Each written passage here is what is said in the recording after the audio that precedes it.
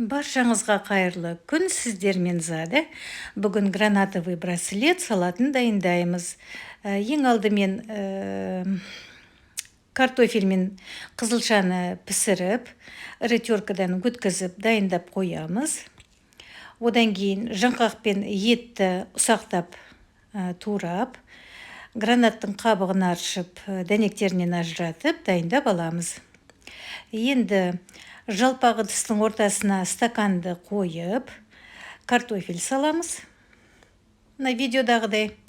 Одан кейін бетіне майонез жағып, ет саламыз. Еттің де бетін тегістеп, біркелкі етіп майонез жағып шығамыз. Негізі майонезная сетка жасаған дұрыс деп ойлаймын. Өйткені бұлай қасықпен жағу кішкене ыңғайсыз болды маған.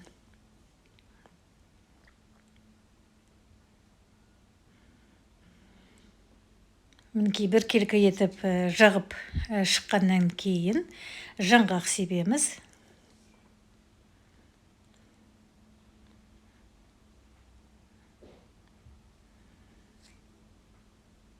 Негізі гранатовый браслет салатының рецепті өте көп.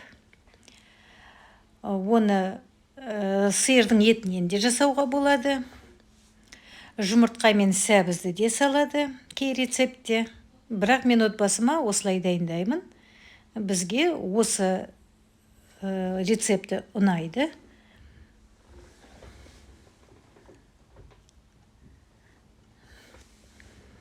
Міне жаңғақтан кейін майонез, майонезден кейін қызылша. Бірақ бетін жақсылап тегістеп шығамыз.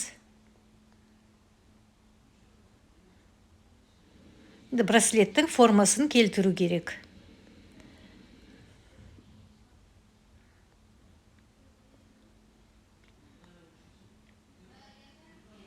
Мінекей бәрін біркелкі етіп тегістеп шыққаннан кейін майонез жағамыз.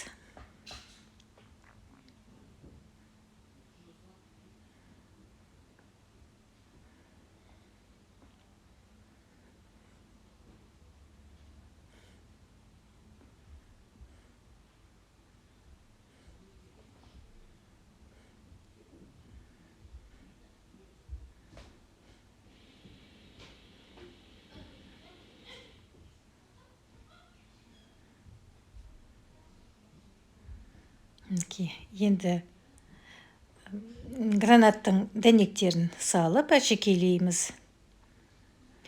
Отбасылық мерекелік дастарханға салсаңыздар өте әдемі болып көрінеді. Әрі өте дәмді болып шығады. Берер алдында 3-4 сағатқа холодильникке немесе салқын жерге шығарып қойыңыздар.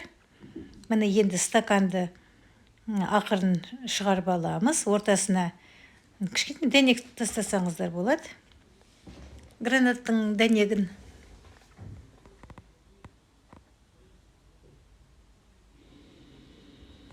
Мінекей салатымыз дайын. Жасап көріңіздер. Ас болсын.